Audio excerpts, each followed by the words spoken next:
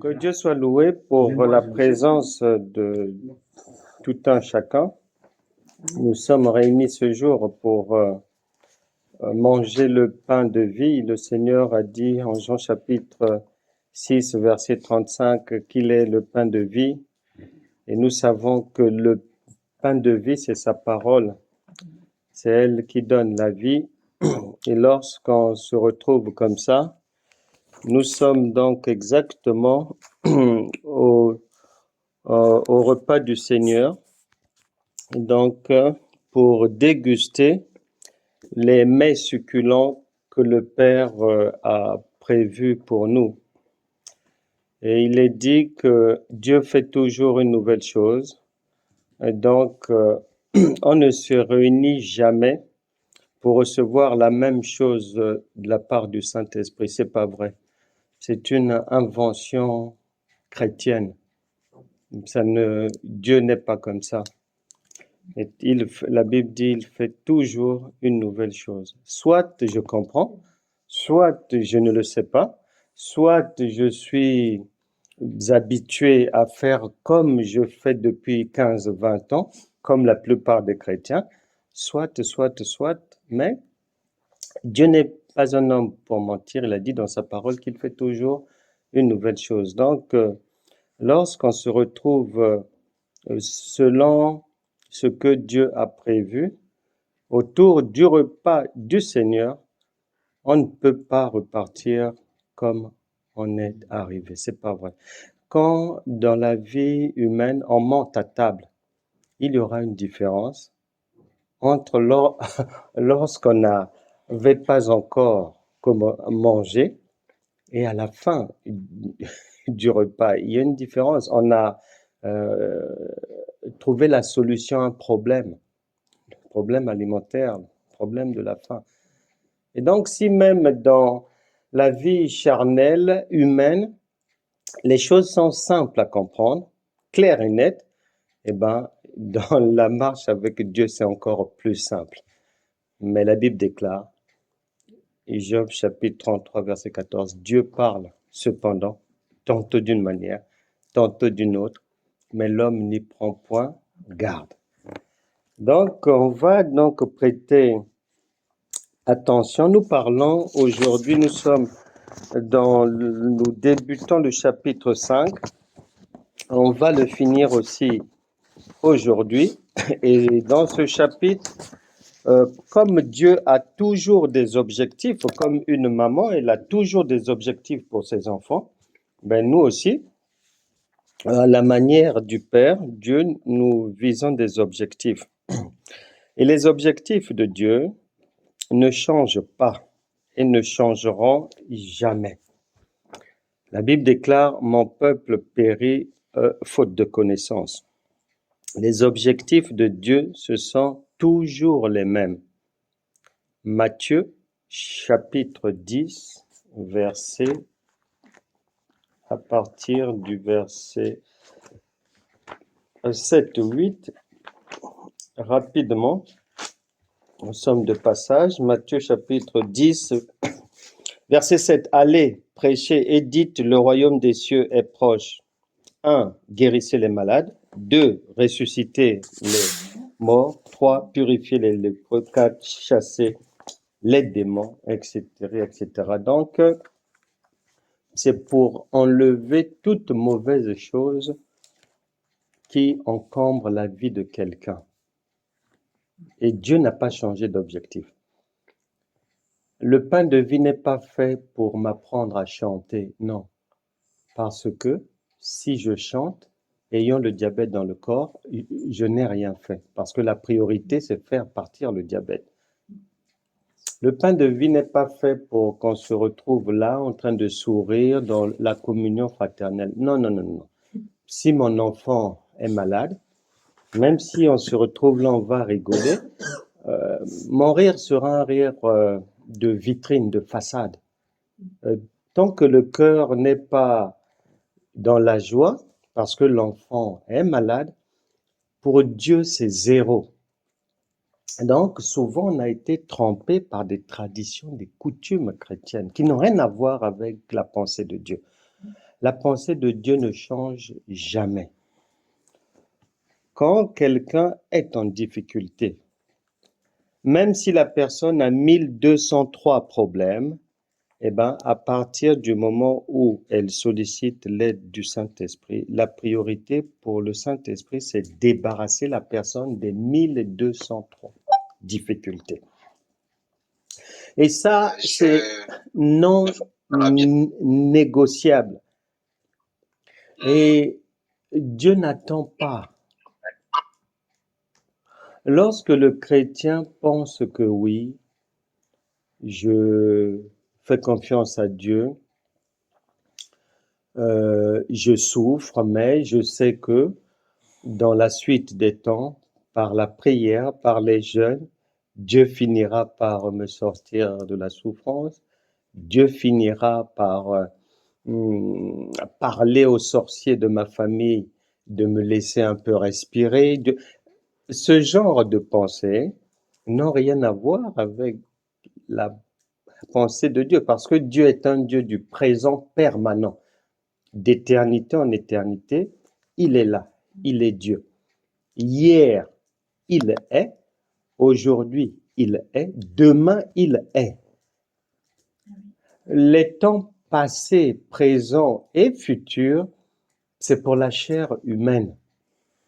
L'Esprit de Dieu ne connaît que le présent permanent. Donc, si quelqu'un est malade aujourd'hui, la volonté de Dieu, c'est de sortir la personne de la maladie aujourd'hui même, pas demain, pas dans un mois. Donc, quiconque va penser que non, ça va aller, le diabète, peut-être d'ici un an, Dieu va m'en délivrer, ceci, cela, eh ben, il demeurera en Égypte, en esclavage et dans la maladie, malgré les jeûnes et les prières, parce que la Bible déclare que chacun est esclave de ce qui a triomphé de lui, c'est-à-dire de ce qu'il a accepté, de ce en quoi il a cru. Donc, c'est pour ça que les chrétiens souffrent sur cette terre, parce qu'ils ne comprennent pas la parole de Dieu. Et la plupart des enseignements chrétiens sont de niveau de l'école maternelle, c'est trop bas. Le niveau d'études de l'école maternelle ne peut pas permettre à quelqu'un même de se déplacer sur cette terre d'une ville à une autre, non.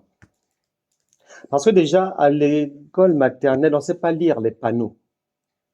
Bon, même si si on te donne une voiture, as-tu le permis de conduire? Non. Donc, c'est le problème que nous avons dans le siècle présent, un problème. Dieu lui-même, il a dit, mon peuple périt faute de connaissance. Nous parlons donc aujourd'hui de ce qui compose la foi. Quels sont les éléments composant la foi?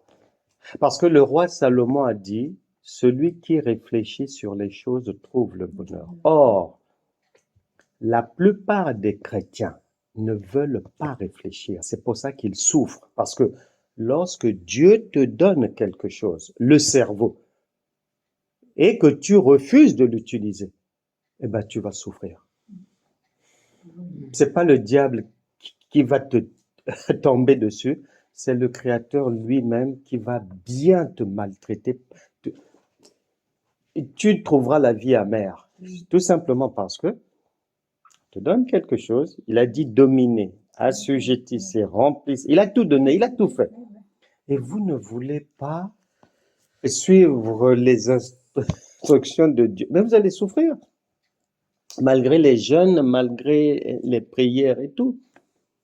Donc, pour éviter ces choses-là, il nous a dit que, par le roi Salomon, que celui qui réfléchit sur les choses trouve le bonheur. Et j'aime dire la vérité aux gens. Les chrétiens souffrent en réalité. Si on ne veut pas se mentir, les chrétiens souffrent. Parce que le païen, il a ce que le chrétien cherche à obtenir dans la souffrance, dans les jeûnes, dans les veilles de prière, dans les parler en langue, dans des sacrifices et tout. Le païen a ça sans souffrir, et même plus que ça. C'est vrai. Donc, il y a quelque chose qui ne va pas là.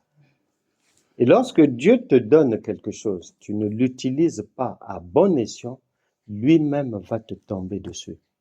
Et c'est pour ça que les chrétiens, si on ne veut pas se mentir, souffrent. J'irai même plus loin. Dans cette histoire de la souffrance chrétienne, parce que les chrétiens marchent à l'envers, il a dit vous êtes la tête et non la queue. Mais dans la réalité, ici, là, les enfants de Dieu, effectivement, ils sont la tête et non la queue. Parce que tous les modèles, Abraham, Moïse, Salomon, les Pierre, Paul, les Daniel, Joseph et tout, ont commencé en bas, mais ils finissent toujours en haut. Mais dans le siècle présent, c'est pas ça. Les chrétiens sont derrière. Ils ne sont pas la tête, ils sont la queue. Ils ne sont pas la tête, ils sont la queue. Et alors, je finis donc rapidement de répondre à la question que Frédéric a posée. Est-ce que tu suis bien ce que j'ai dit? Je suis en train donc de dire que la manière dont Dieu a prévu chaque mot que tu lis dans la Bible, c'est-à-dire avant que le Saint-Esprit ne mette ça là, le mot a été passé au scanner. Ah ouais, c'est-à-dire humainement, tu vas voir comme ça, homme. Or, dans la pensée de Dieu, derrière l'expression homme, tu as même 3500 enseignements, c'est riche de sens, ça veut dire beaucoup de choses. Donc, lorsqu'un enfant, quand on dit voici l'homme, la marche spirituelle, elle est à l'identique de la marche physique. Et donc, on doit veiller. Si on est enfant de Dieu, que notre marche spirituelle respecte la trajectoire de la marche physique. L'enfant vient au monde à la maternité. Pourquoi Nicodème dit à Jésus, est-ce qu'il faut que je retourne dans le ventre de ma mère? Et tout, oui. Il fait allusion à la maternité. Et pour moi, je suis toujours triste lorsque je vois que des femmes ne comprennent pas. Parce que s'il y a des gens qui sont censés plus facilement que les hommes comprendre la parole de Dieu sont les femmes, parce que Dieu a tout ramené à la femme enceinte, à la femme qui accouche, à la femme qui allaite. Il a tout ramené là. Donc, une fois que on a l'habitude d'aller à la maternité, mais on va facilement comprendre. L'enfant, il vient au monde physiquement. Spirituellement, on dit que c'est la nouvelle naissance. Donc, voilà. À gauche, c'est la maternité. À droite, on va naître n'importe où. Que ça n'importe même dans la rue, j'accepte le Seigneur Jésus, dans une église, n'importe où, en lisant un livre ou la Bible, j'accepte. Maintenant, Jésus explique bien dans Jean 3. C'est pas pour rien qu'il y a les mots là, de si un homme né d'eau et d'esprit et tout, l'enfant obligatoirement, pour sa survie, il lui faut des aliments. À droite aussi, l'enfant spirituel, c'est pareil. Il faut de la nourriture, le pain de vie.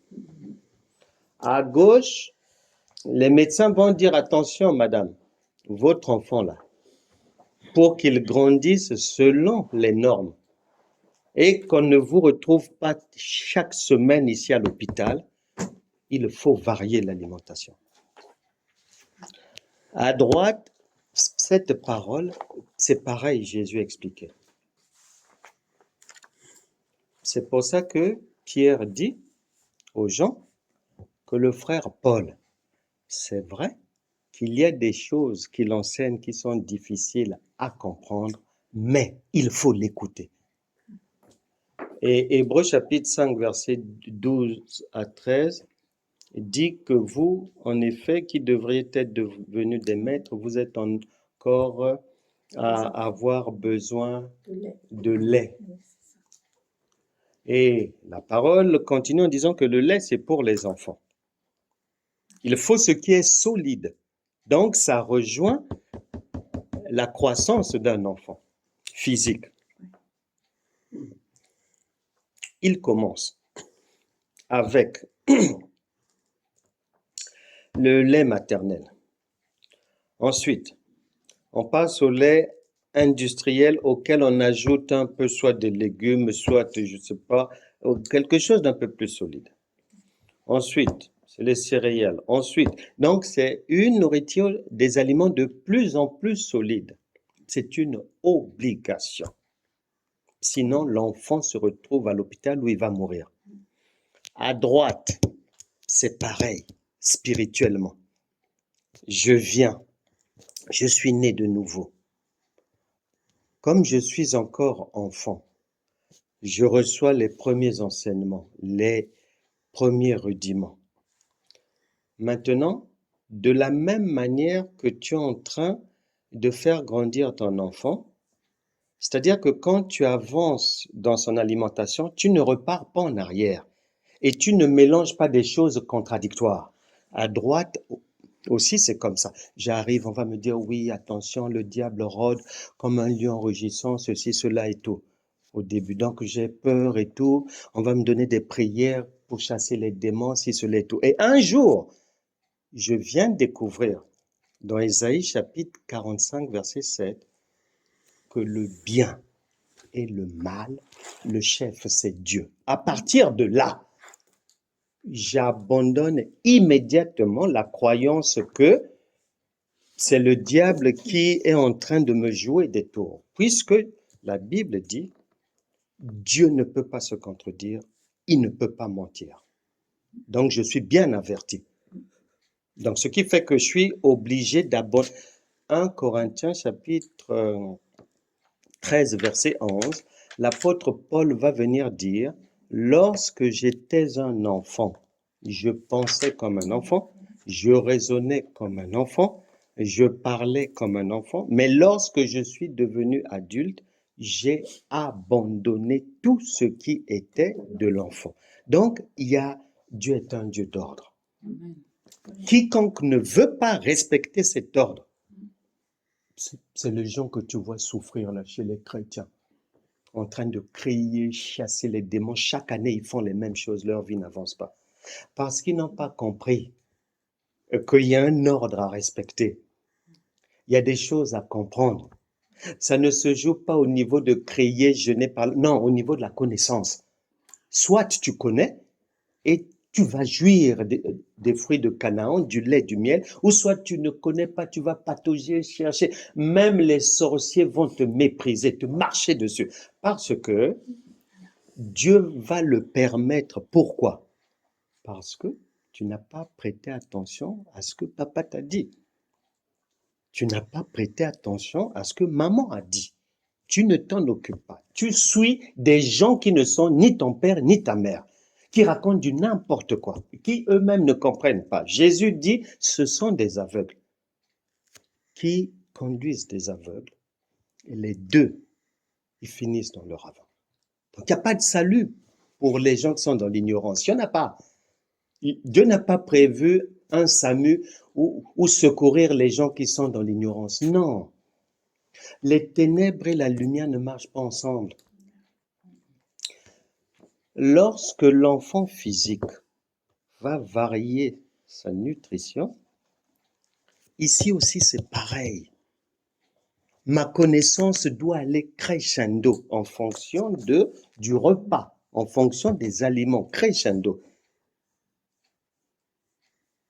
Et quand je vais lire, par exemple, que prenez toutes les armes de Dieu, prenez toutes les armes de Dieu pour tenir ferme, etc., etc. Et tout c'est bien. Mais un jour, quand je vais grandir dans les enseignements, je vais rencontrer une parole qui dit dans les psaumes, même pas dans les psaumes, même dans Jean chapitre 10, à partir du verset 27, Jésus dit, je connais mes brebis. Elles connaissent ma voix, elles me suivent. Personne ne les ravira de ma main. À partir de là, tous les versets concernant que le diable est derrière moi, je ne m'en occupe plus. C'est pour les autres maintenant.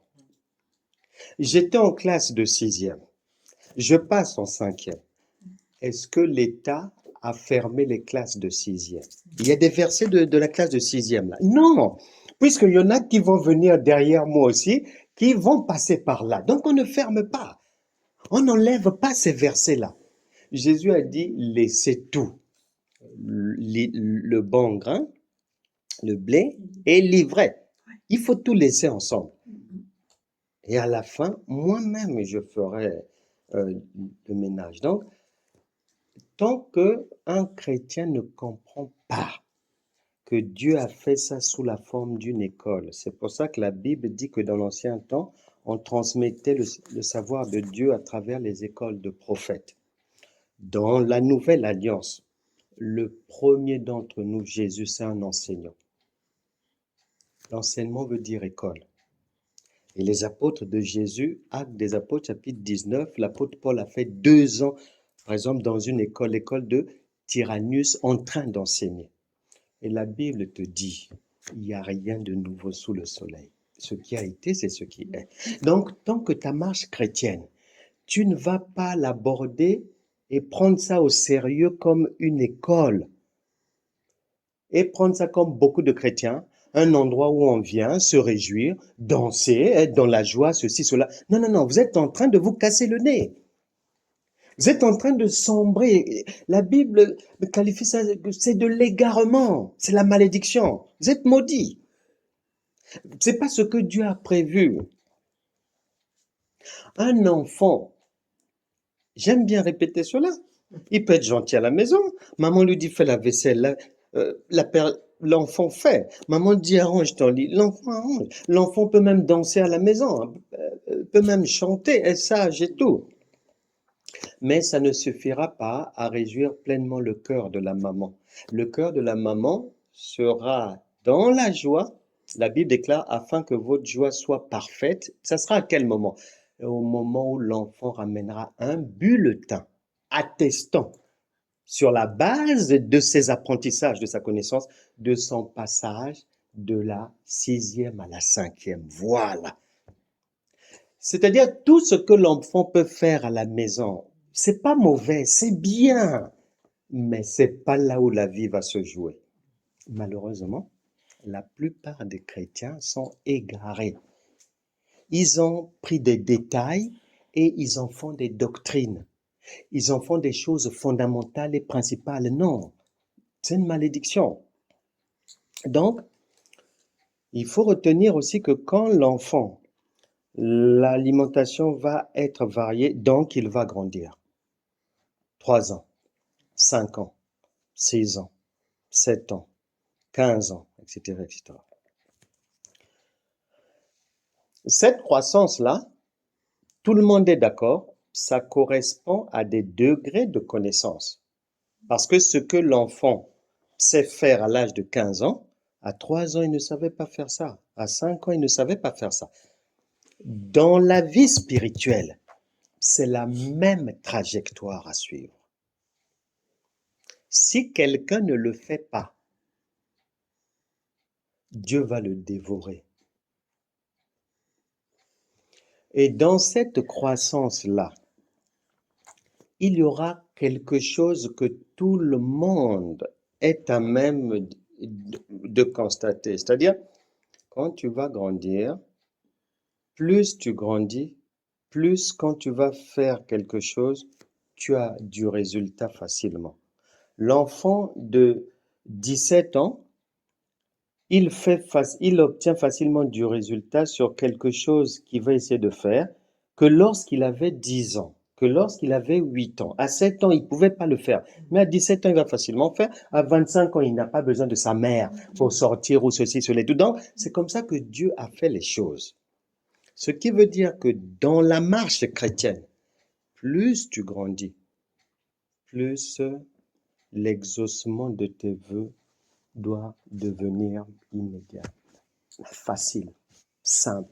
C'est ça la preuve pour Jésus que tu grandis, tu crois.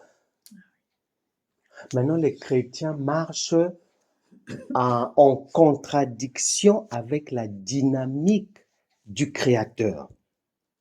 Dans les églises chrétiennes en général, on considère que quelqu'un est outillé, un ancien qui connaît les choses de Dieu lorsque de 1 heure de prière, tu passes à 2 heures, tu passes à 3 heures, 4 heures, on considère que tu es expérimenté, que soi-disant tu connais Dieu. Non, non, non, non, non, non, non, non, non, non, c'est l'égarement. Dieu n'a pas prévu ça. Il a prévu que plus quelqu'un fait quelque chose et plus facilement il obtient des résultats. Maintenant, si vous allez dans la direction de pour obtenir du résultat, faut soi-disant porter votre croix, alors que c'est en contradiction avec la parole. Ici, on a dit que un seul devait porter la croix et mourir pour tout le monde. Déjà, donc, si je crois que je dois porter ma croix, Dieu va me cracher dessus. Parce que je suis un menteur, je fais Dieu menteur, je suis blasphémateur et j'égare les gens avec des faux enseignements. Mais ça soulève le courroux du Saint-Esprit. Il risque de m'envoyer à l'hôpital ou rendre mes enfants malades. Mais bien sûr. Or, la plupart des chrétiens marchent dans cette folie-là. Il faut être à même de parler 1 heure en langue, faire 72 heures de prière en compte non-stop. Les églises font des 48 heures de prière, des traversées, des ceci. C'est de la folie. C'est de la folie. Ça ne cadre pas avec ce que le Créateur a prévu. Et dans ce monde, la répétition est la mère des sciences.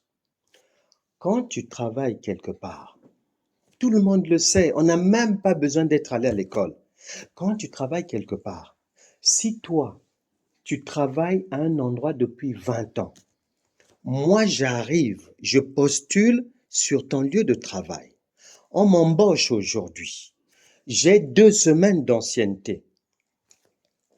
C'est-à-dire, le principe, ce qui est toléré par tout le monde serait que moi, je viens d'arriver.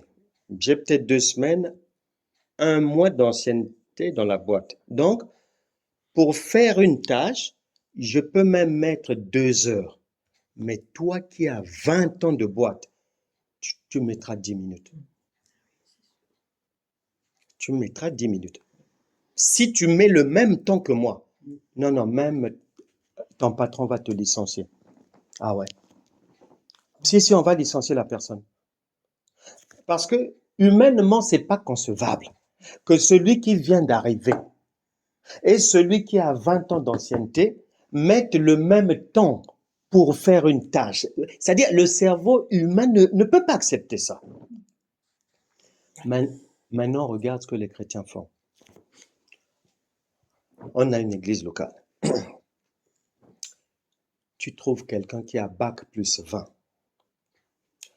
Tu trouves quelqu'un qui a bac plus 10. Tu trouves quelqu'un qui a bac plus 5. Tu trouves quelqu'un qui a été pendant 3 ans à l'école. Tu trouves quelqu'un qui n'a pas été à l'école. Tu trouves quelqu'un qui sait lire mais pas écrire. Tu trouves quelqu'un qui sait écrire mais pas lire. Tu trouves toutes sortes de profils. Maintenant, à tout ce monde-là, vous donnez les mêmes enseignements. Donc, tout ce monde-là comprend de la même manière. Non, ça ne va pas. Dieu n'a pas prévu les choses comme ça. C'est-à-dire, c'est déjà c'est le chaos. C'est pas possible. Les vies des gens ne pourront pas avoir... Non, non, non, non, non. La Bible n'a pas prévu ça comme ça. C'est pas prévu comme ça.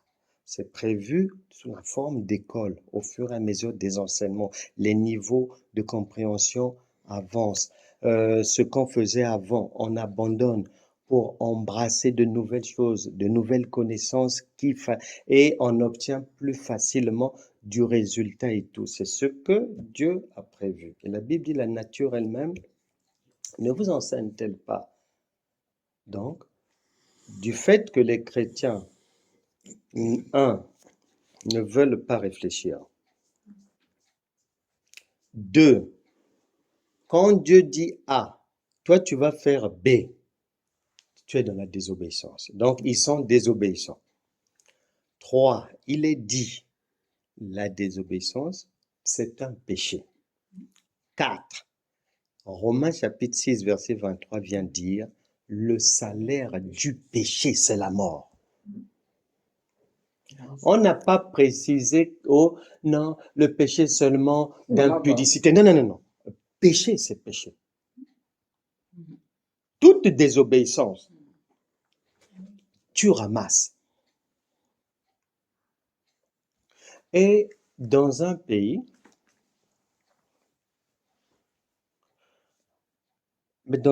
par exemple, on dit, vous avez jusqu'au 31 mai pour payer vos impôts. Que ça me plaise, que ça ne me plaise pas, que j'aime les impôts ou que je ne les aime pas, l'État n'en a rien à foutre. L'État a mis une limite. Si je traverse, je ramasse. Ici, c'est pareil. Ici, c'est pareil. Tu vas dans le sens inverse de ce que le Père a mis en place. Tu ramasses très bien. Et ce qui est bien, c'est que lorsque Dieu corrige, puisque une maman ne délègue jamais à sa copine la correction de son enfant, oui ou non? Un père, c'est lui-même qui corrige ses enfants, oui ou non? C'est pour ça que la Bible dit que le jugement de Dieu commence toujours dans la maison de Dieu. Et vous êtes le temple du Saint-Esprit, une habitation de Dieu en esprit, donc une maison. Donc, quand quelqu'un, c'est-à-dire commet une bêtise ou désobéit, c'est pas le diable, c'est son propre père qui le redresse copieusement. Il faut bien retenir ces choses. Parce que les chrétiens sont égarés en général, sont perdus complètement. Nous parlons de ce qui compose la foi. Et déjà, quand on parle de ce qui compose la foi, il y a un problème déjà chez les chrétiens parce que lorsque je peux poser la question à 10 personnes, quand je dis 10, j'y mets n'importe quel pasteur, apôtre, docteur, je mets tout le monde. Quand je pose la question, dis-moi ce que tu entends par la foi. 9 fois sur 10, c'est faux. Ce que j'entends là, c'est faux. Donc à partir de là, c'est normal que les gens ne puissent pas réussir, puisque dès le départ, au niveau du B à bas, au niveau de quelque chose de basique, on est déjà hors sujet. Donc pour le reste, c'est pas la peine. Lisons Jacques chapitre 1. Non, Jacques chapitre 3. J'aime bien Jacques chapitre 3, verset 1. Mes frères, qu'il n'y ait pas parmi vous un grand nombre de personnes qui se mettent à enseigner. Car vous savez que nous serons jugés plus sévèrement. Qu'il n'y ait pas parmi vous un grand nombre de personnes qui se mettent à enseigner, parce que nous serons jugés plus sévèrement. Parce que Dieu n'a pas prévu que quiconque enseigne. Parce que c'est quelque chose il faut avoir les armes, les outils pour bien conduire le peuple de Dieu.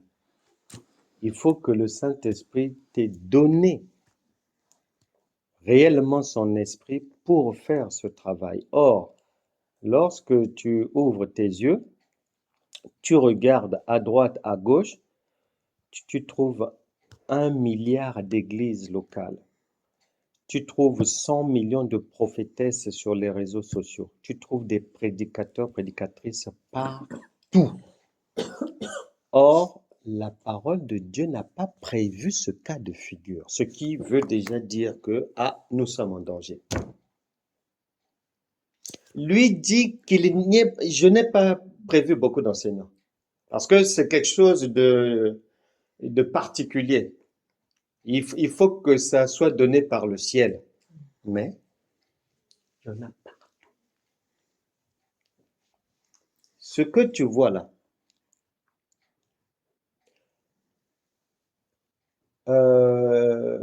12 sur 12 églises locales, sur 12 pasteurs, il n'y en a qu'un seul, il n'y a qu'une seule église locale qui comprend Dieu et qui a la révélation.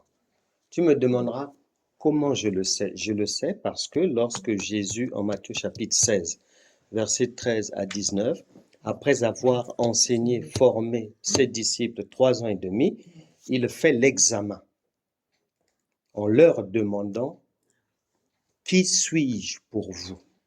Ils sont restés ensemble 3 ans et demi. Il les a enseignés et il pose une question à l'examen. Et jusqu'aujourd'hui, la même question nous est posée parce qu'il n'y a rien de nouveau sous le soleil. Qui suis-je selon vous? Et sur 12, un seul a trouvé Pierre. Maintenant, Jésus précise bien ce que tu as trouvé là. Ça ne relève pas des enseignements humains que je vous ai donnés. Ça vient du Saint-Esprit. Pour dire, on connaît Dieu par la révélation. On marche avec Dieu par l'esprit, pas la lettre. Donc les choses de Dieu sont bâties et avancent sur la base de la révélation. Pas des choses terrestres, pas des choses charnelles, pas les jeûnes, les prières, tout ce qui touche au corps, non. C'est spirituel. Donc ce sont des choses à bien avoir à l'esprit. J'ai retenu 2 choses fondamentales dans ce qui compose la foi. La définition de la foi, nous l'avons déjà vu et revu. Ceux qui ont oublié, ils iront dans les cours précédents. Je l'ai déjà donné et redonné. C'est dans la Bible, c'est clair et net. Sœur Frédéric, Oui. puisque Jésus est un enseignant, on va faire comme lui, il a dit, soyez les imitateurs de Christ, n'est-ce pas? Oui. Bon, on fait comme lui. Selon toi, la foi, c'est quoi? C'est l'école maternelle, hein? Oui, oui. Seulement. On n'est même pas en 6e, là. C'est juste l'école maternelle, le B.A.B.A. Ce qui compose, tu veux dire, ou est-ce que Pour toi, pour moi, quand tes oreilles entendent la foi, c'est quoi? pour moi, la foi, c'est avoir confiance et s'appuyer sur Dieu. Dans l'action, bien sûr. Madame, La foi, c'est dans Hébreu 11. Hein. C'est la... J'ai oublié. Hein. les traits se font partir sur Oui, ça c'est vrai. Vous voulez dire une ferme assurance Une des ferme choses assurance que des choses que l'on ne voit pas. Une ferme La assurance des assurance de choses ce que l'on entend que sont- Le et ce docteur, que des l'on choses qu'on entend ne vient voit de pas. la la parole parole de Dieu. Christ. Ok. Voilà. Maman Rose, la foi, c'est quoi? Tu vas dans le même sens ou tu crées ton chemin? Non, j'ai essayé de me rappeler, je dis, mais la Oui. foi, Vas-y, c'est ce qu'on a dit dans la Bible. Oui. C'est ce que l'on entend et ce que l'on entend qui vient de la parole de Dieu. Bon, ok. On va rapidement. Hein? On ne devait pas s'arrêter là, mais on va rapidement. Une bonne fois pour toutes, vous allez comprendre, le Saint-Esprit va vous révéler. Là, c'est la révélation, c'est pas ce que vous avez dit là, ça c'est la lettre. C'est la lettre, ça. Or, la lettre, c'est la mort. Nous allons aller dans la révélation. Sœur, il faut écrire pour relire à la maison. Allons dans Galates chapitre 3. Galates chapitre 3. Rapidement, nous sommes juste de passage parce que pour ne pas que quelqu'un puisse m'accuser chez Dieu ce soir, oh Seigneur, il n'a pas expliqué la foi, il a survolé comme ça. Non, non, non, non. Je ne veux pas que mon nom soit mis sur vos autels de prière. Non. Non.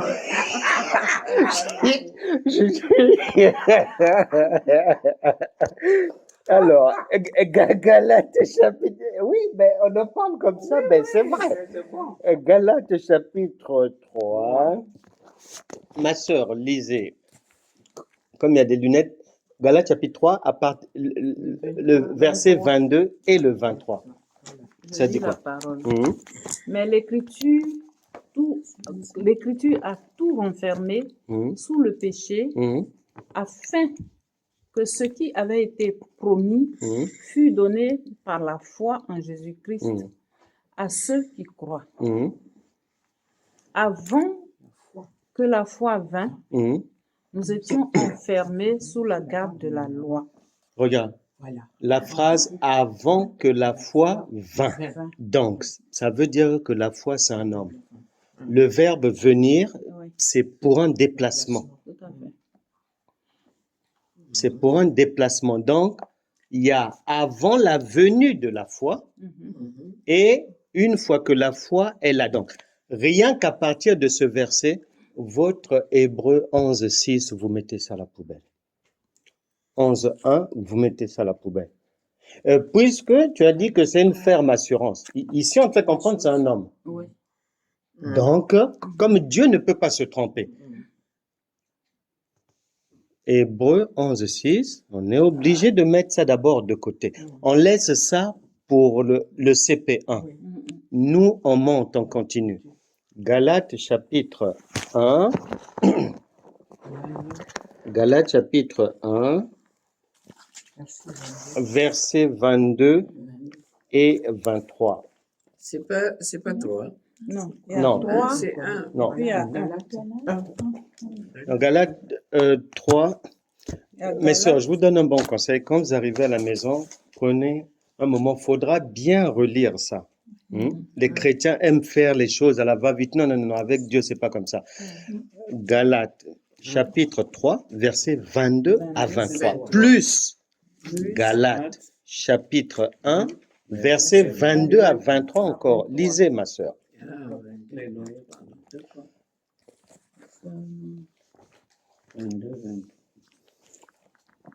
Non. Je lis la parole. Hum, Or, j'étais inconnu de Mhm. visage Mhm. aux églises de Judée Oui.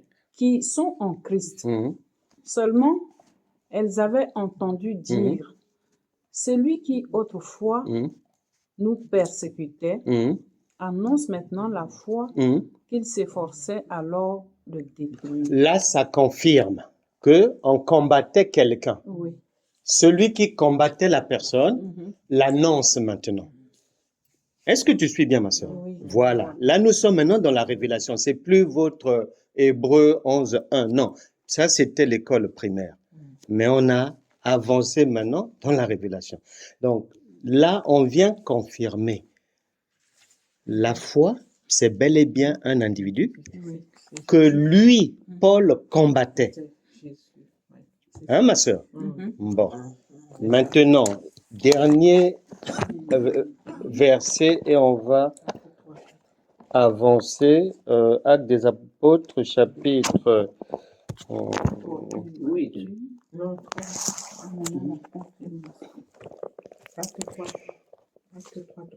Ma sœur, on fait vite, on court.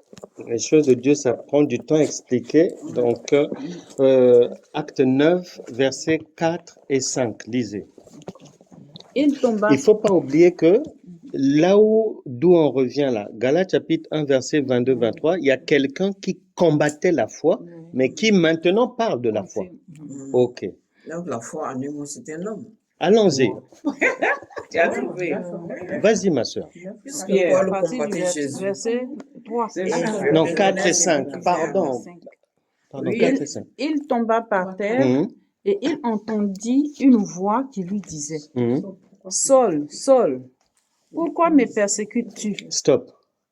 Avant, tu as bien lu là-bas dans Galates 1, quelqu'un qui persécutait Oui. la foi. Bon, là, la foi lui pose la question. Vas-y. Il répondit, Mhm, Qui es-tu, voilà. Seigneur? Et le Seigneur dit, Je suis Jésus que tu persécutes. Voilà. Donc, la foi, c'est Jésus, c'est tout. Maman Rose a déjà trouvé la révélation. Donc, voilà. Oui, ça dit par rapport à ce qu'il a dit. Donc, ma soeur, ça D'abord, peut la déjà pre- te la donner première une fois, idée de Jésus, l'égarement quand des il a dit chrétiens, que, de leur ignorance. ignorance. C'est de la folie ce que les chrétiens font. C'est de la folie, c'est pas Dieu. Hein? Donc, c'est là où je Bon, donc, si déjà on ne sait pas la foi, c'est quoi? Oh, la foi, c'est un individu, c'est Jésus. Si déjà on ne le sait pas, c'est fini, on est perdu. Donc, tous les enseignements qu'on va donner, ça sera du vent. C'est de la poubelle, c'est pas vrai. Donc, il faut bien retenir cela. Donc, deux choses. Tu peux poser une Dans, question. Après. j'avance d'abord, après je dois avancer parce Mais que non, les c'est dans ce choses sens-là, parce qu'il faut que ça m'éclaire un peu là. Je Allons-y. suis un peu embrouillée là. On fait Donc, vite, oui. Là, on a découvert que la foi, c'est Christ. Oui. Point. Mm. Donc, je prends un exemple comme ça. Les musulmans n'ont pas la foi. Non. Ok. C'est tout. Ils n'ont pas la foi, ils croient en Dieu. Ils n'ont pas la foi, pourquoi? Parce que Allah, leur Dieu, ils ne demandent rien à Allah et ils n'attendent rien d'Allah.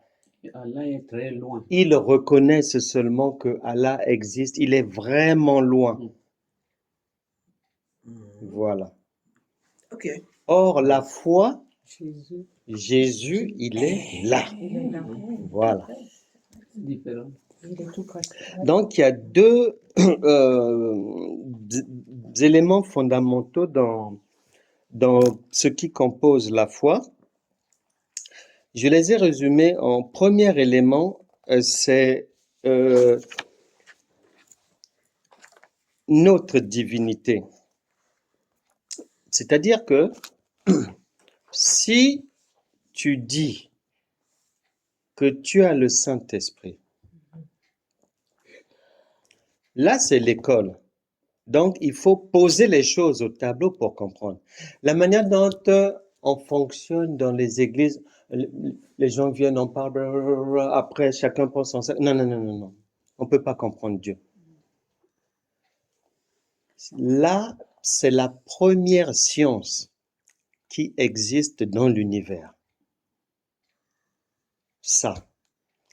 Maintenant, toute science sur cette terre, que ça soit la menuiserie, la plomberie, la médecine, les mathématiques, toutes, parfumerie, cosmétique, tous les domaines, même les joueurs de foot, ils utilisent un tableau. Parce que le cerveau humain s'adapte mieux pour apprendre avec le visuel. C'est pour ça que Dieu a dit à Noé, tu construiras l'arche selon le modèle que je t'ai montré. voir. Si tu ne vois pas, tu ne peux pas avoir la foi. Il a dit à Abraham, quand tu lis Genèse, dès Genèse 12, tu vas constater que Abraham marche avec Dieu. Mais quand tu arrives à Genèse 15, on te fait comprendre que malgré qu'Abraham marche avec Dieu, il ne comprend pas Dieu. Alors, Dieu va faire quoi? Genèse 15, à partir du verset 5-6, il lui dit, viens, lève tes yeux. Qu'est-ce que tu vois? Des étoiles. Combien? Je ne peux pas compter. Ainsi sera ta postérité. Et le verset d'après vient dire, Abraham crut en l'Éternel. Ils marchent ensemble depuis un moment, donc il n'avait pas encore cru. Parce que pour croire, il faut que tes yeux voient. Il a dit à Moïse, tu feras le tabernacle selon le modèle que je t'ai montré. Les chrétiens de ce siècle veulent maintenant marcher avec Dieu, sans visuel, sans tableau. Ça ne marchera pas. Et ici, pour bien comprendre les choses, si quelqu'un dit,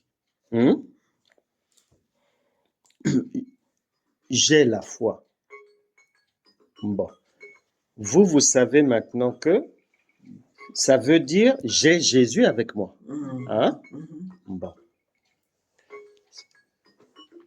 Or, Jean chapitre 1, verset 1 à 3 m'apprend que Jésus est la parole et il est Dieu. Bon. Maintenant, tu dis que ce Dieu-là vit maintenant en toi. 2 Corinthiens chapitre 5, verset 17. Il est dit auparavant que quand deux personnes s'unissent, les deux deviennent une seule chair. Et Jésus vient dire donc à ce moment-là, en Jean chapitre 10, verset 34, il dit, j'avais dit vous êtes des dieux. Donc, si je dis que j'ai la foi, c'est-à-dire que j'accepte que Dieu est venu vivre en moi. Et s'il est en moi, donc, tel il est, tel nous sommes aussi dans ce monde, donc je deviens Dieu. Je deviens une habitation de Dieu en esprit. Je deviens le temple de Dieu. Maintenant, si je suis conscient que je suis Dieu, Jacques me dit, ne te mens pas à toi-même en te trompant toi-même par de faux raisonnements. Si tu dis que tu es réellement Dieu, tu ne peux plus faire quelque chose qu'un Dieu ne peut pas faire. Que ton oui soit oui, que ton non soit non. Si tu acceptes que je suis Dieu, eh bien, vérifie bien que dans ce que tu vas faire, ce sont des choses qu'un Dieu fait. Pas du péché. Non, c'est même pas le péché. Mais non, c'est pas le péché. Par exemple, mais c'est ça. Ouais. Est-ce qu'un Dieu peut pleurer? Non. Ben alors. Il y a beaucoup d'églises où on fait les trucs de pleureuse et tout aussi. Cela. Oh, que Anne avait pleuré, moi aussi, pour que Dieu nous... Voilà. C'est de la folie. Si tu dis que tu as le Saint-Esprit, qu'il est en toi, donc, c'est écrit ici que tu deviens Dieu. Puisque un enfant, il est fils de son père. L'enfant d'un chien, c'est un chien. L'enfant d'un chat, c'est un chat. Donc, l'enfant de Dieu, l'enfant d'un Dieu, c'est un Dieu. Oui ou non? Oui. Bon, question. Est-ce que les chrétiens que vous commencez, je ne parle pas de vous, ceux que vous connaissez, selon vous, Franchement. est-ce qu'ils marchent comme des dieux? Beaucoup ne marchent pas comme des dieux. J'ai dit non, beaucoup ne marchent pas comme des dieux. Bon. Je vais vous choquer. Un Dieu ne prie pas. Ne Ben fais oui. pas quoi. Un Dieu ne peut pas se prier prier. lui-même, il a la puissance. Il va demander à qui? À qui il va Lui, il est déjà Dieu. C'est comme si Macron veut demander à quelqu'un. Ben oui, Alors là, c'est c'est ça. grave. Mais oui, c'est pour ça que c'est une école. Voilà ce qu'on accepte. C'est ça. C'est la balle que nous devons quitter. C'est ça. Voilà. Voilà. Là, Ben je oui. suis choquée. Ah, Envoyez-nous des Doliprane et Ferralogon et tu passes ça chaud. Un Dieu ne peut pas se prier lui-même. C'est pas possible. C'est aberrant, erroné. Ça chauffe ici.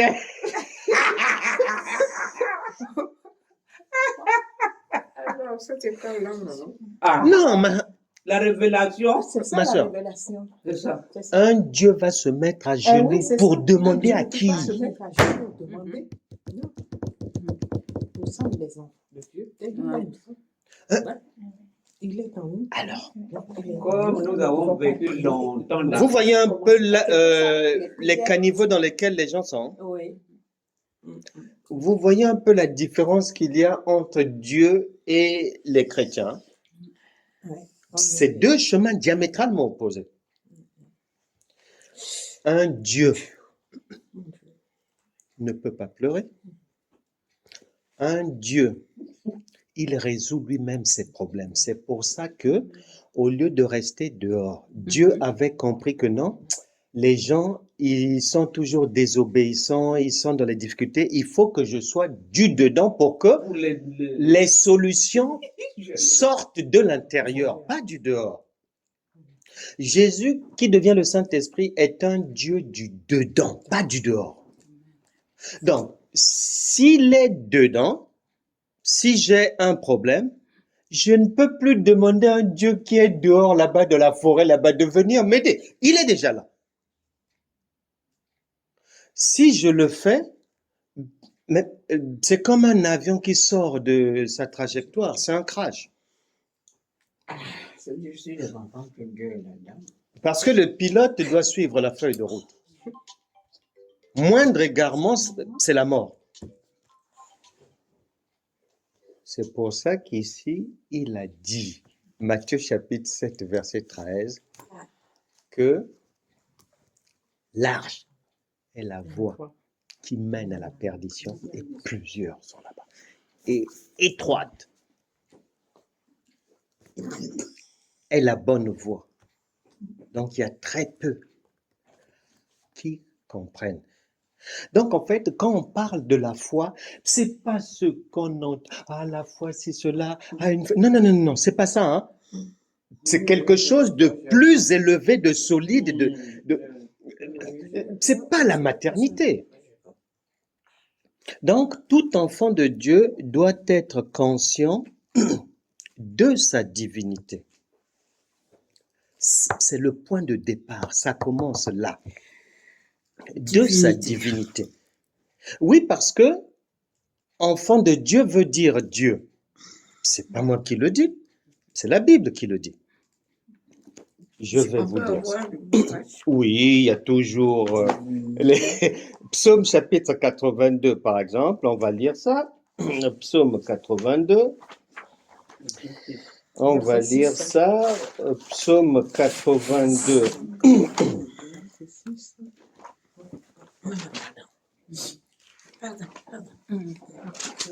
Quand les chrétiens vont à l'église, ils vont à la maison, ils rentrent, ils sont joyeux et tout, ils chantent et tout, il n'y a pas de maux de tête, il n'y a pas de céphalée. Non, non, non, c'est pas bon. Non, non, non, non, c'est pas bon. Parce que cette science-là, elle est trop sophistiquée. On appelle ça le mystère de Christ. C'est un mystère. Un mystère, c'est quelque chose qui est caché, c'est écrit. C'est pas à la portée de tout le monde. C'est pas à la portée de tout le monde. Bon, maintenant tout le monde veut enseigner le mystère de Christ, ça ne va pas. Psaume chapitre 82, verset 6. J'avais dit, vous êtes des dieux, virgule. Vous êtes tous des fils du Très-Haut. On poursuit.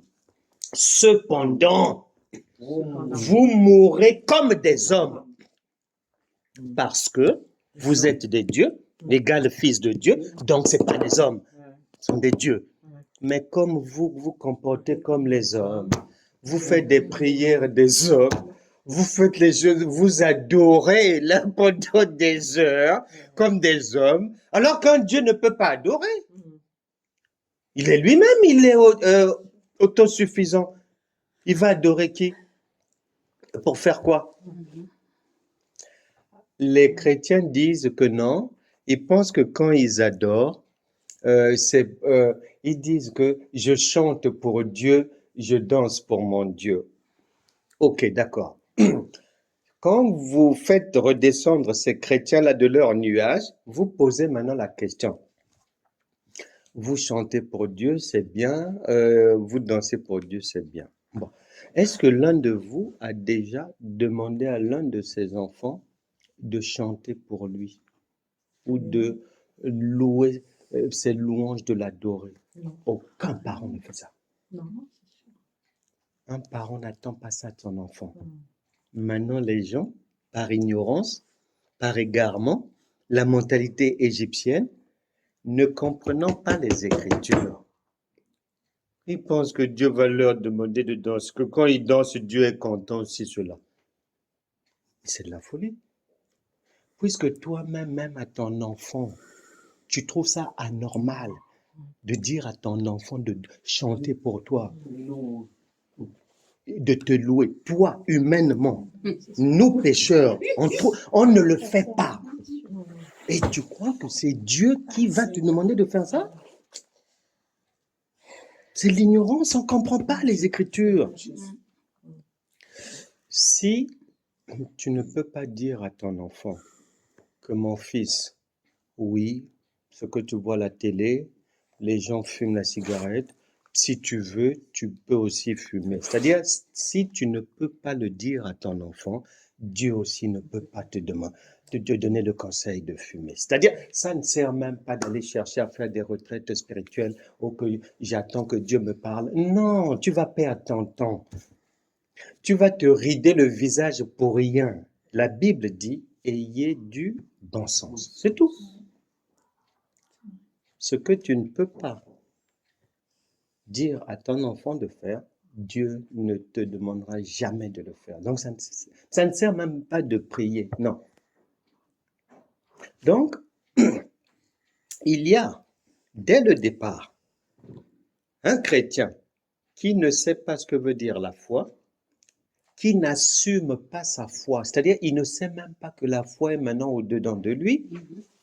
Il ne sait pas que avoir la foi veut dire devenir une divinité, un Dieu. Ensuite, quand il arrive en classe de terminale, il doit apprendre. Maintenant, 2 Corinthiens chapitre 13 verset 5, examinez-vous vous-même pour savoir si vous êtes dans la foi, c'est-à-dire si vous êtes vraiment divin, si vous êtes dans la divinité ou bien dans les pleurnichements de d'âne. Les choses de la loi. En un mot, la divinité. Oui. Au psaume 82, comme vous avez dit, est relaté dans tout le psaume. Verset combien? 6. 6 et 7. 6 et 7. 6 et 7, voilà. Oui, je vais dire ça quand même. J'avais dit, vous êtes des dieux. Vous êtes tous des fils du Très-Haut. Cependant, vous mourrez comme des hommes. Vous tomberez Comme un prince quelconque. comme un prince quelconque. Alors qu'il n'est pas prévu que vous soyez comme des princes quelconques. Un enfant de Dieu n'est pas un prince quelconque, c'est un Dieu. Point barre, c'est tout. Maintenant, s'il va faire des choses des hommes, s'il va faire des choses des princes quelconques, il tombe. C'est pas négociable. C'est pas négociable. Donc, vous devez revoir votre chrétienté, là, de fond en comble. Faire l'autopsie de votre foi. Vraiment. La divinité, là. Tu vois, la divinité, je ne sais pas. comme elle n'était pas au début, la divinité un peu, on quitte, on vient, bon, un peu. c'est- Non, non, non, non. Je viens d'expliquer, résumer non. facilement. Ça, c'est Hein, ma sœur? c'est bon. Oui. J'ai bien Parce dit qu'il a que dit, c'est bien. le point de départ, c'est d'abord savoir la foi, c'est quoi. Ensuite, cette foi-là, est-ce qu'elle est restée dehors ou elle est maintenant en toi? Si elle est en toi, ok, d'accord. Ici, on a dit si elle est en toi, vous devenez une seule personne. Bon, si vous devenez une seule personne, donc toi aussi, tu deviens Dieu. Maintenant, la question, tu viens à 2 Corinthiens chapitre 13, verset 5. Examinez-vous maintenant vous-même Si, c'est ça. pour savoir si vous vivez comme des hommes, des princes quelconques, des esclaves, des Égyptiens, ou si vous vivez comme un Dieu. C'est tout. Et quel est le principe de vivre comme un Dieu? Comment? Quel est le principe de vivre comme un Dieu? Mais c'est simple, tu prends une feuille et tu essaies de mettre qu'est-ce que selon toi, ce qu'un Dieu peut faire pour toi dans ton cerveau. Est-ce que tu verrais un Dieu par terre en train de faire un jeûne de 3 jours? Un Dieu par terre. Nous, on a des problèmes. On vient le voir. Lui-même, il est déjà par terre. Il ne peut pas nous aider. Est-ce qu'un Dieu pleure? Un Dieu ne pleure pas. Est-ce qu'un Dieu, quand il est malade, est-ce que il attend qu'on vienne le soigner et tout, ou bien il se guérit lui-même? La Bible explique que Nous avons par le les sang. meurtrissures de Christ, vous êtes déjà guéris. La guérison, il ne l'attend pas du dehors, non, elle est fabriquée en lui. C'est ça. Est-ce que un Dieu, il peut souffrir pour avoir de l'aide? Non, il s'aide lui-même. Est-ce qu'un Dieu peut avoir des ennemis? Non, sinon il n'est plus Dieu. Voilà, c'est tout. Comme les gens ne veulent pas réfléchir, ils n'utilisent pas le cerveau, ben Dieu les maudit. C'est écrit dans la Bible. Roi Salomon dit, celui qui réfléchit sur les choses, il trouve le bonheur. Si, cela veut dire, celui qui ne réfléchit pas, il ramasse le malheur. C'est tout. C'est très simple ici. Le défaut, c'est qu'il y a 1 milliard de prédicateurs et prédicatrices qui sont de niveau peut-être CP1 et qui conduisent les 3/4 des chrétiens. Ça ne peut rien donner de bon. Donc, chacun doit être conscient, consciente de sa divinité. Ça va se jouer là, la foi. Ça se joue là. Ça va se jouer là. C'est pour ça que j'ai écrit ce livre. Pour le rappeler aux gens. Les gens dorment. Le Seigneur a dit, réveille-toi, toi qui dors. Ephésiens chapitre 5, verset 14. Et j'ai dit, vous êtes des dieux. C'est pas moi qui le dis, c'est écrit là. Et c'est écrit dans l'Ancien Testament et le Nouveau Testament. Alors. Et j'ai mis en sous-titre, prendre conscience et pratiquer sa divinité au quotidien pour résoudre toutes les difficultés. Voilà. Si on devient Dieu pour avoir la même vie qu'avant, mais ça ne sert à rien. On devient Dieu pour que la vie soit une nouvelle vie. C'est tout. Et la Bible déclare, quel avantage peut-on avoir à devenir enfant de Dieu si les morts ne peuvent pas ressusciter? Je préfère rester dans le monde. Si ma vie ne peut pas ressusciter, si ma vie ne peut pas changer. Une femme qui avait divorcé, elle est seule depuis 5 ans. On lui propose la conversion à Christ. Elle voudrait se remettre avec quelqu'un. Et on va lui dire, ma sœur, viens avec nous, mais sache qu'avec nous, tu dois rester comme tu es, comme tu avais divorcé. Mais elle reste dehors, elle ne vient pas avec vous. Parce que si elle vous rejoint, c'est pour quel avantage? On rejoint la divinité pour que la vie change. Ce que tu ne pouvais pas avoir hier, tu as droit maintenant à cela. Très important. Vous devez vraiment bien avoir à l'esprit ces choses.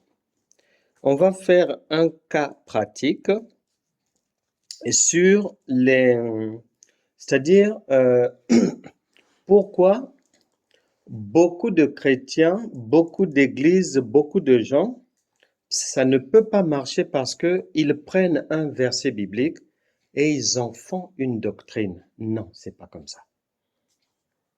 Ici, il est dit, Dieu parle toujours tantôt d'une manière, tantôt d'une autre. Donc, tu trouveras toujours un verset qui va dire A pour plus tard trouver un verset qui va dire B.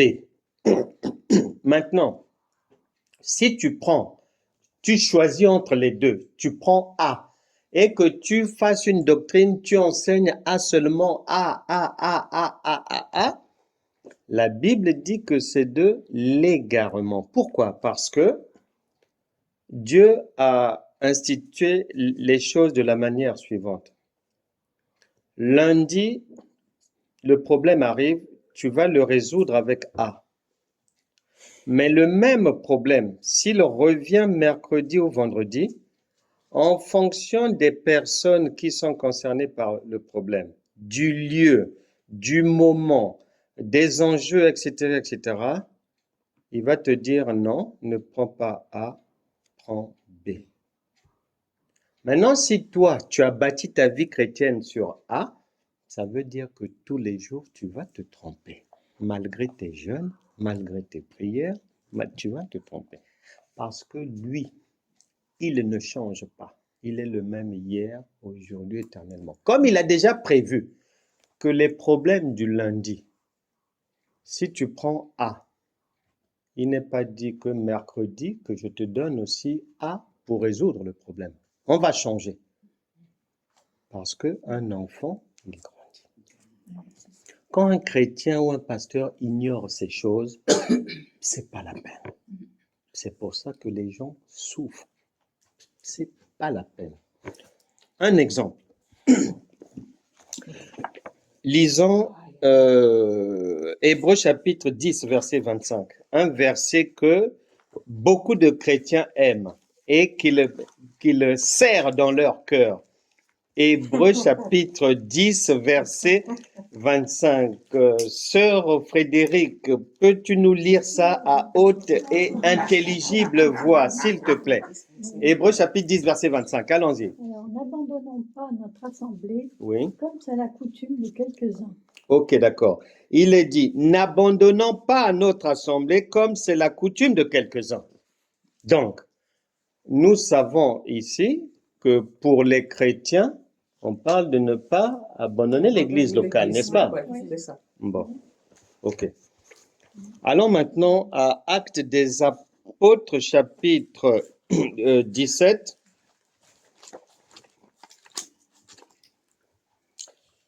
Actes des Apôtres, chapitre 17, verset 24, il est dit ceci.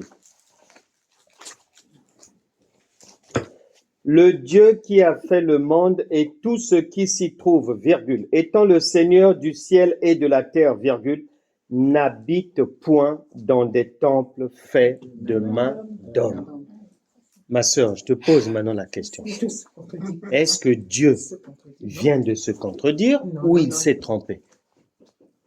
Notre Dieu Non, ne mais se c'est pas trompe comme pas. Donc, Tu as vu la révélation?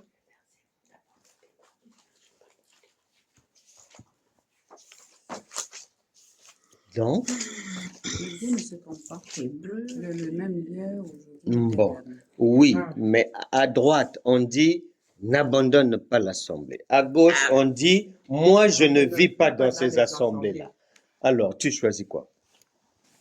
C'est le contexte. Je vois très bien. Oh, ça va, Pardon. hein, je peux Non, me là-bas, ma c'est sœur. gros. Bien sûr, C'est gros, Je là-bas. n'abandonne pas. ça, Hmm? je peux Tout est te là. Ma assurer. sœur, Toute la Je ne Bible. dois pas abandonner les Mémoire. assemblées. je dis, ah, comment? Le verset acte, c'était acte combien, s'il vous plaît? 17-24. 17-24. À droite, on Merci. dit, ma sœur, Oui, il faut bien suivre. oui, je suis. Ça veut dire qu'il est partout. Hébreux 10-25 dit, n'abandonnons pas Nos nos églises. actes vient dire Que lui, il n'est pas dans les temples. que lui n'habite pas Dans les Dans champs. les- dans ces églises-là. Bon, maintenant, est-ce que Dieu s'est trompé? Est-ce que vous allez dire quoi maintenant? C'est la Hein? Je dis Dieu s'est pas trompé. Il se Donc? trompe jamais. Oui, mais donc, Donc, ce qui signifie qui que se trompe? les églises, C'est les hommes ce qui se sont des trompent. hommes. Bon, Il n'y a que des hommes qui peuvent se tromper. donc, le cas que nous sommes en train de faire là, Mm. pour toute chose, c'est pareil. Mm. Il y a un verset qui dit ça, notre le contraire, un verset qui dit ça, notre le contraire. Donc, quand quelqu'un prend un verset, il bâtit son église sur ça, ses enseignements sur ça, c'est de l'égarement. Parce que prendre un verset, ça c'est le niveau de la maternelle. Ouais.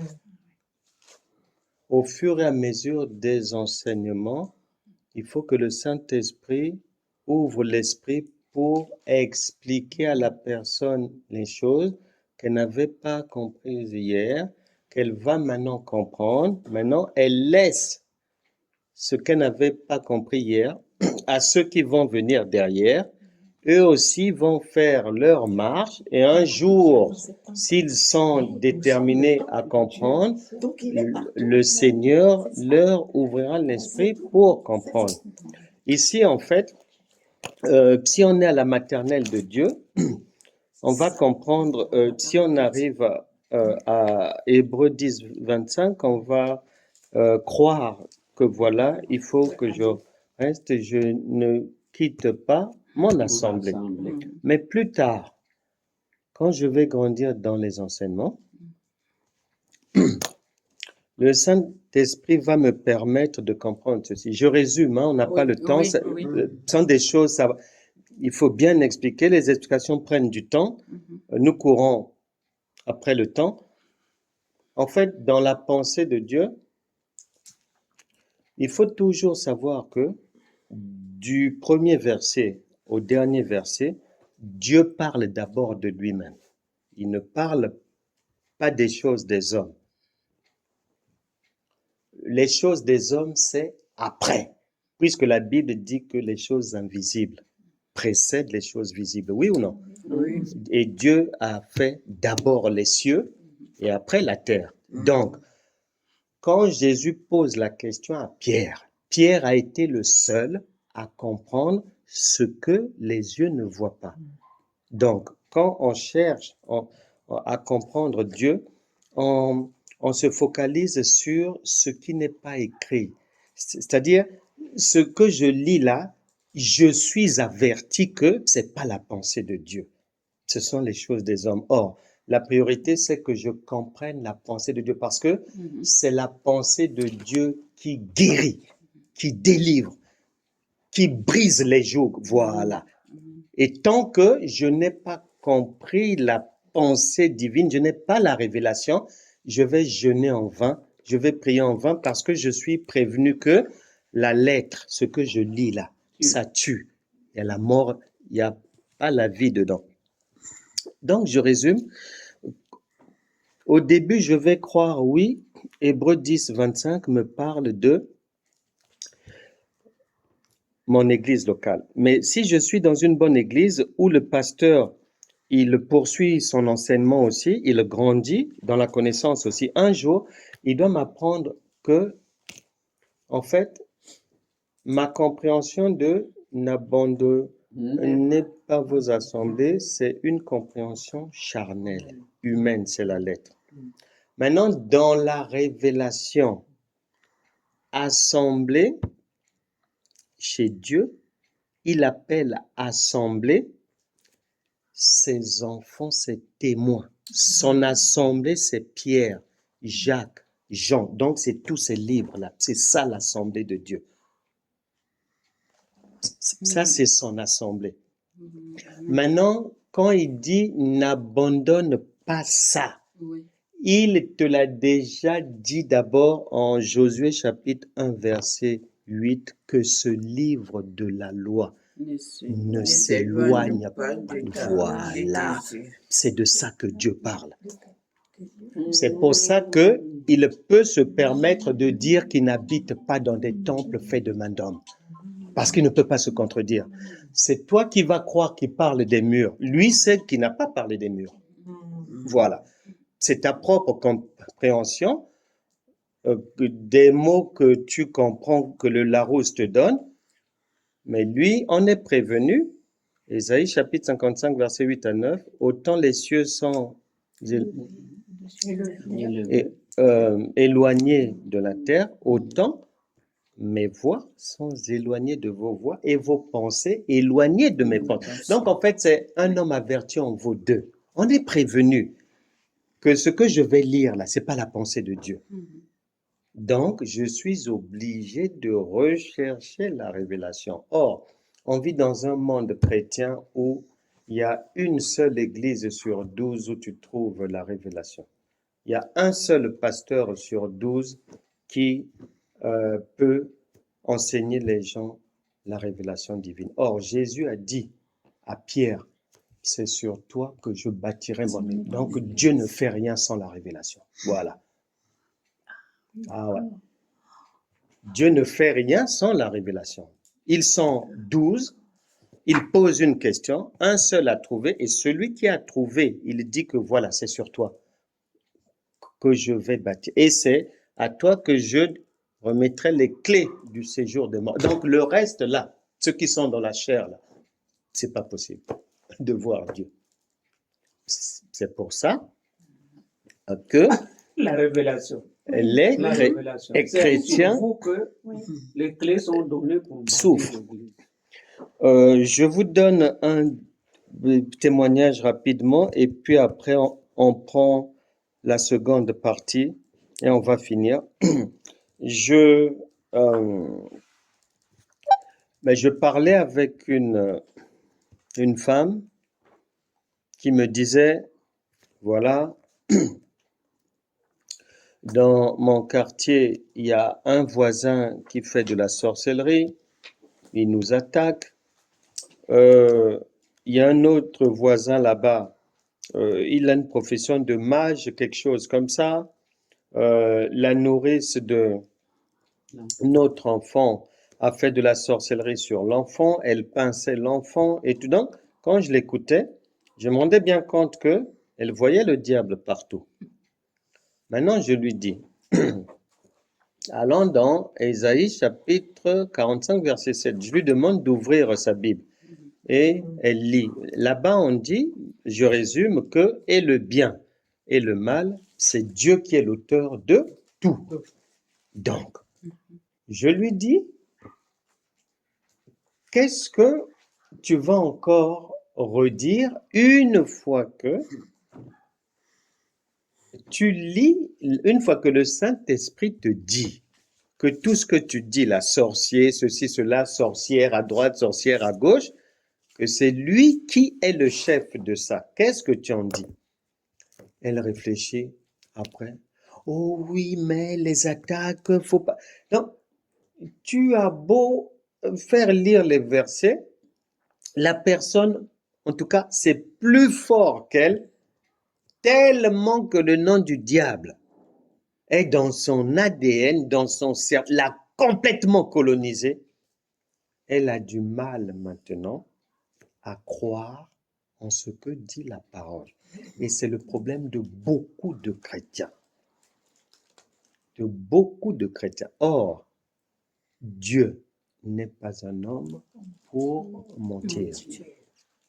Et je fais lire à la dame Proverbe chapitre 16, verset 7 qui dit « Lorsque les voies d'un homme sont agréables à Dieu, il dispose même en sa faveur ses ennemis. » Elle reste calme Mais après, elle repart dans son truc.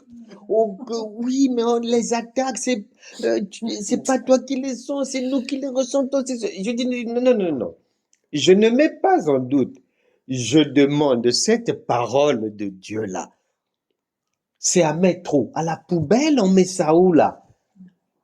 Voilà le problème de beaucoup de chrétiens lorsque on reste pendant 10 ans à l'école maternelle, pendant 15 ans à l'école maternelle. On ne peut pas comprendre Dieu. Dieu se comprend au fur et à mesure par les enseignements. C'est toute une école. Et donc, il faut faire attention à cela. Maintenant, le deuxième point, c'est notre royauté. Notre royauté, c'est quoi? C'est que une fois que tu es consciente de ta divinité, eh ben, tu sais bien que si tu achètes un pain, c'est pour le manger. Si tu achètes une voiture, c'est pour rouler avec. Si tu achètes un micro-ondes, c'est pour l'utiliser. Donc, si tu fais venir en toi la divinité, tu dois régner. C'est pour la pratiquer. Parce que la divinité, c'est fait pour être pratiquée.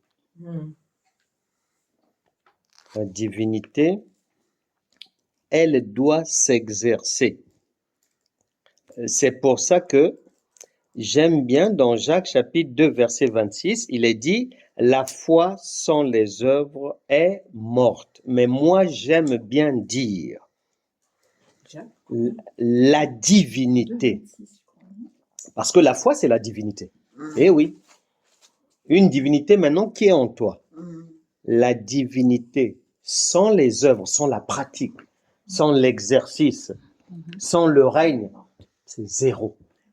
C'est pour ça que les vies des chrétiens sont soit à l'arrêt, soit toujours dans la régression, un pas devant, 3 pas derrière, maladie à droite, problème à gauche, incompréhension là-bas, problème pour la garde des enfants, les enfants qui ne veulent plus parler à la maman, etc. C'est ça là qu'on retrouve dans le quotidien des chrétiens en général. On va pas se mentir. Et tout ça là, c'est dû à l'ignorance. Parce que ces gens-là ne savent pas ce que veut dire Dieu, ni où est-ce qu'il est. Ils ne savent pas. Et une fois déjà, quand réussit l'exercice, le parcours pour que Dieu vienne en moi, mais il faut maintenant assujettir, remplissez, dominer obligatoirement. Parce que Actes des Apôtres, chapitre 1, verset 8 dit « Vous recevrez une puissance ». Les gens n'ont même pas peur des mots. On parle de puissance. Et ils sont vraiment contents. Ah, viens, le Saint-Esprit. Mais c'est toute une puissance. Cette puissance-là, elle est habituée à travailler. Actes des Apôtres, chapitre 10, verset 38. Jésus-Christ va de lieu en lieu, faisant du bien et guérissant tous ceux qui sont sous l'empire du diable. Donc, elle est habituée à travailler.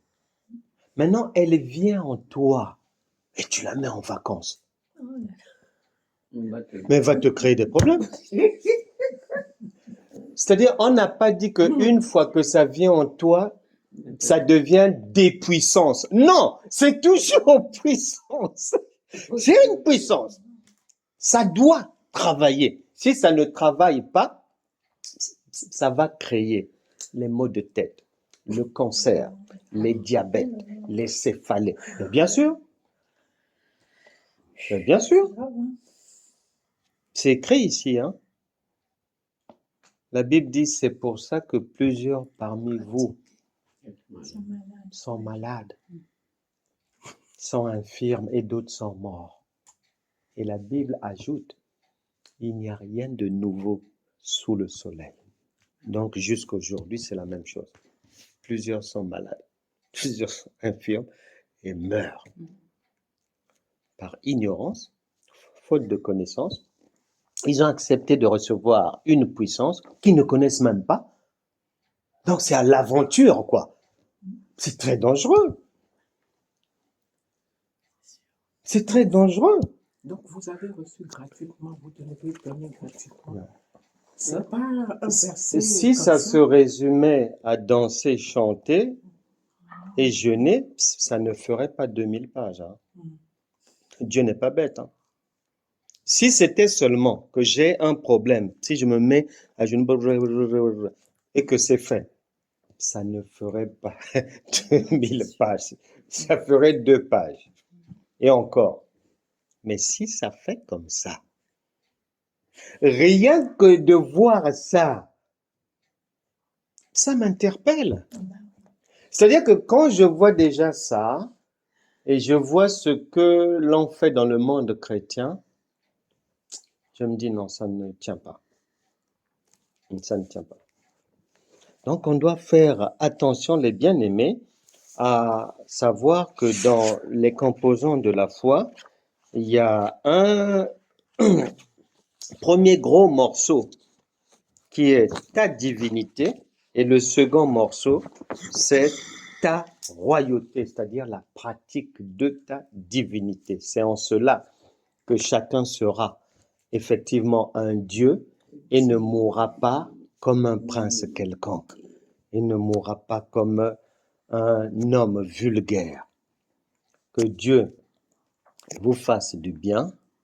La délivrance et la guérison, ma sœur, ça vient de ce que vous avez compris aujourd'hui. C'est ça l'onction divine. C'est ça la lumière de Dieu et c'est ça qui brise les jougs. Une fois que tu comprends, c'est fini.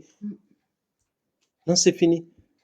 La manière dont ça va aller résoudre les problèmes, ce n'est pas ton problème. Les anges de Dieu sont là pour aller faire ce que toi, physiquement, tu ne peux pas faire. Mais ils vont le faire sur la base de ce que tu vas comprendre. Sur la base du respect de la procédure de la croissance spirituelle, de la maturité spirituelle qui va se dégager en toi. Si tu restes dans une compréhension des Écritures, dans une manière de parler, de comprendre et de faire de niveau maternité, tu auras dans la vie les choses de la maternité. C'est-à-dire, même un païen est 1000 fois mieux. Si c'est de niveau école maternelle de Dieu, tu auras le niveau de l'école maternelle. Si c'est du niveau du CM1, tu auras une réussite de niveau CM1.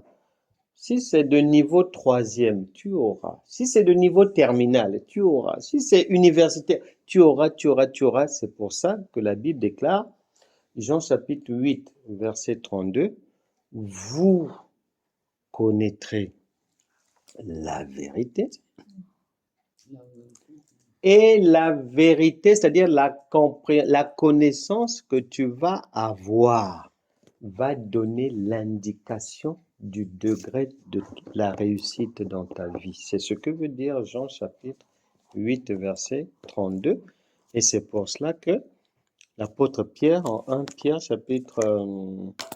2 Pierre chapitre 1, verset 5, dit « Faites tous vos efforts pour joindre à votre foi, c'est-à-dire à votre divinité, la connaissance. » Parce qu'il faut dire.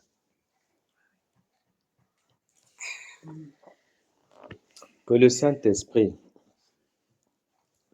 fasse du bien à tout un chacun.